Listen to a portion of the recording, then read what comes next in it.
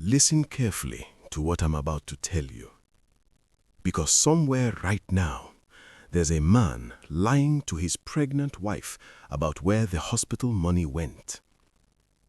And if he doesn't hear this story, he'll end up exactly where I am, sitting alone in a village room, watching another man raise his daughter.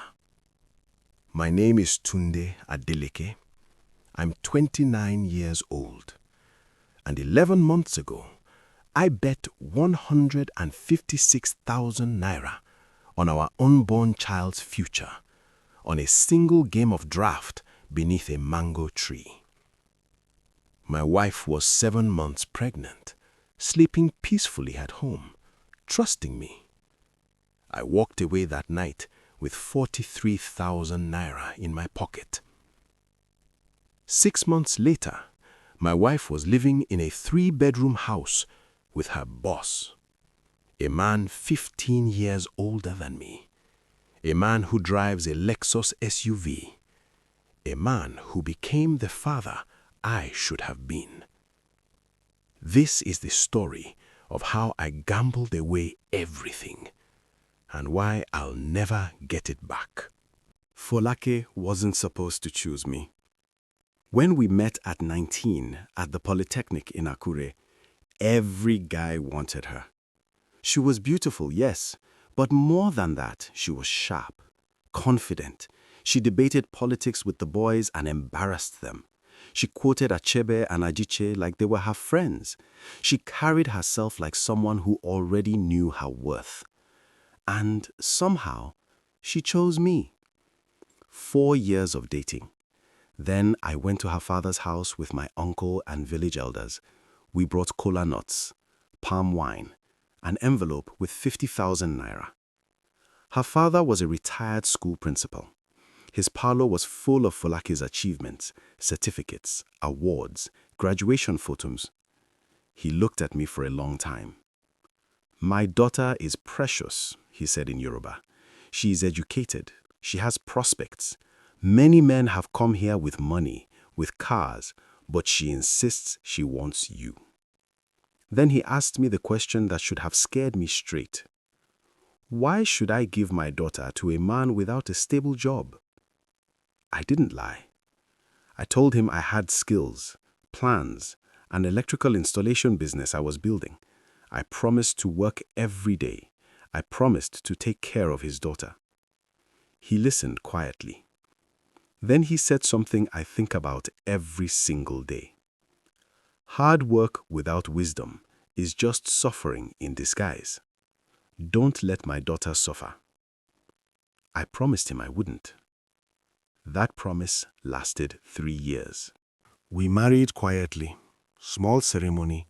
Her family wasn't happy, but Folake fought for me. "I don't need a rich man," she said. "I need a man who loves me." We moved to my grandfather's village. Cheap rent, simple life. I wired houses, fixed generators, installed solar panels. Some months I made 120,000, some months barely 35. Folake got a job as a secretary at a timber company. She earned 45,000 monthly. Together, we survived. Then she got pregnant. At first, I was happy. I cried. I was going to be a father. Then reality arrived. The village health center was free. It was also dangerous. 1 midwife, no equipment, old mattresses. Folake was scared. "I want to give birth in Akure," she said, "at a private hospital where it's safe." I agreed. Then I saw the bill. 280,000 naira. I had 37,000 naira saved. 7 months to find the rest. I told her we'd manage, but the job slowed down. The economy tightened its fist around my throat. By her 5th month, I was drowning. Then her father called. "Have you saved for the hospital?" I lied. "Don't give me excuses," he said, and hung up. That night, something broke inside me. I had played draft before, just small money, for fun. But there was a group in the village, serious players. They met every Friday night beneath a mango tree. One Friday, I joined with 5,000 naira. 3 hours later, I walked away with 18,000 naira. It felt like electricity. In 3 hours, I made more than half of what took me a month to earn honestly. I gave Folake 15,000 naira that night. She hugged me. She trusted me. I told myself I would stop. I didn't. The next Friday, I won again. And again. I had won 127,000 naira gambling. I was close. Too close.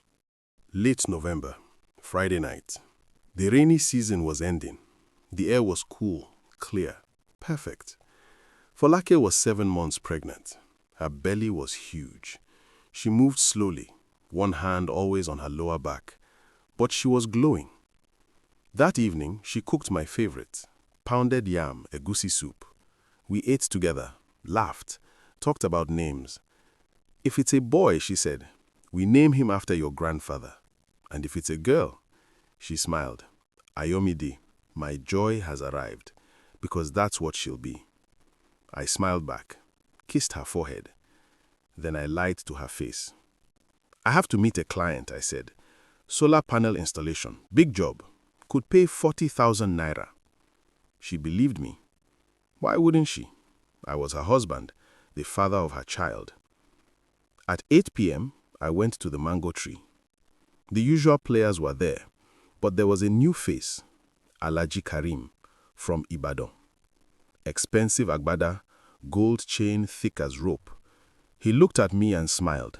So, you are the village champion everyone's talking about, he said. Let's see if local talent can compete with city players. The disrespect was immediate. I bought in with 25,000 naira. First hour, up to 47,000. Second hour, 68,000. By 9:30 p.m., 94,000 naira. I was playing perfectly. Every trap I set, they walked into. Every bluff I called was correct. By 10 p.m., I had 156,000 naira stacked in front of me. Do the math. 156,000 plus the 183,000 at home. 339,000 naira. Enough for the hospital. Enough for everything. I could walk away, go home, hold my wife, be the man I promised her father I'd be.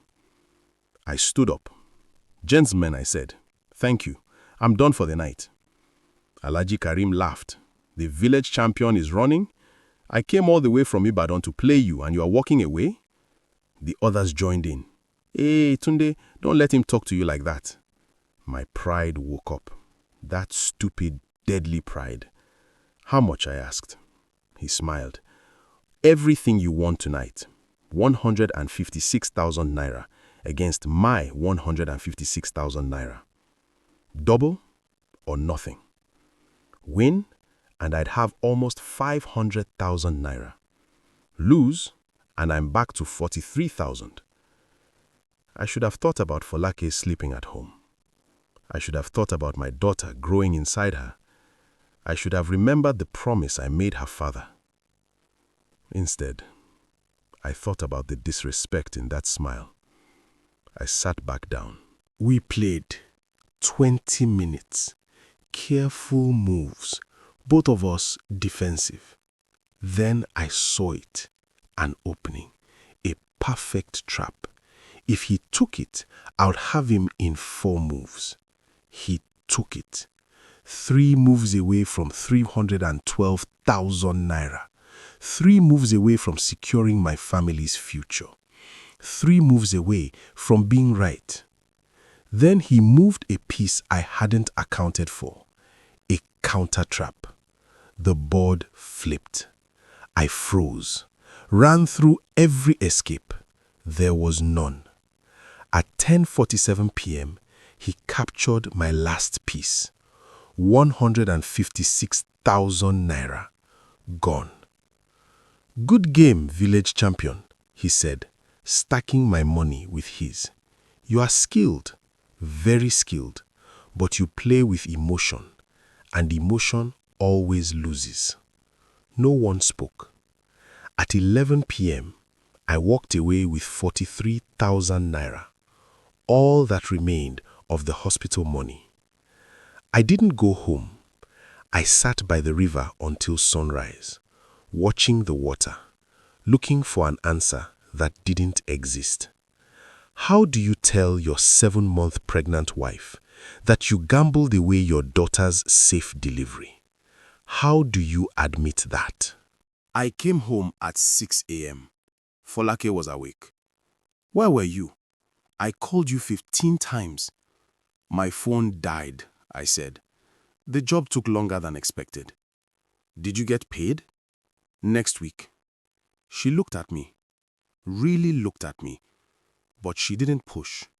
Not yet. Over the next 2 weeks, I went back, again and again. Friday nights, Tuesday sessions, I was going to win it back. Instead, I lost another 28,000. Folake was 8 months now. Tunde, we need to register at the hospital. Just 1 more week. We've been waiting. I'm 8 months pregnant. That's when she told me about her boss, Mr. Adebayo. He offered help. Something inside me snapped. We don't need his help. I'll handle it. What if something goes wrong, she cried. I said I'll handle it. I'd never yelled at her before. She flinched. I grabbed my jacket and left. Went straight to the mango tree. Lost my last 15,000 in 40 minutes. 2 days later, she woke me at 3 a.m. crying, bent over. Something's wrong. I checked my wallet. 2,300 naira. That was my life. We rode to the village health center. Forced labor. Herbs. She cried the entire ride home. The next morning, she made a call. That afternoon, a Lexus was parked outside. Mr. Adebayo. He'd registered her at a real hospital. After he left, she turned to me. I accepted his help. Because you can't provide it. She screamed, "Where is the money, Tunde?" I said nothing. Are you gambling? I couldn't answer. She called her father. They came the next day, packed her things. You are coming home, her father said. 3 weeks later, she gave birth. A girl, Ayomide. Mr. Adebayo paid for everything. I came once, stood outside the window, too ashamed to enter. 2 months later, the separation papers came. Now people see another man holding my daughter, another man being called daddy. I don't blame her. She didn't choose him because he was richer. She chose him because when it mattered, he was there, and I wasn't. I haven't gambled in 243 days, but every Friday night, when I pass that mango tree, I remember the moment I could have walked away, the moment I chose pride over my family. She didn't choose her boss over me. I chose gambling over her, and I'll live with that forever. If you are gambling right now, telling yourself just one more win, I'm telling you the truth nobody told me. That win will never come. And by the time you realize it, everything that actually mattered will be gone. Don't be me. Like, share, and subscribe for more real gambling stories.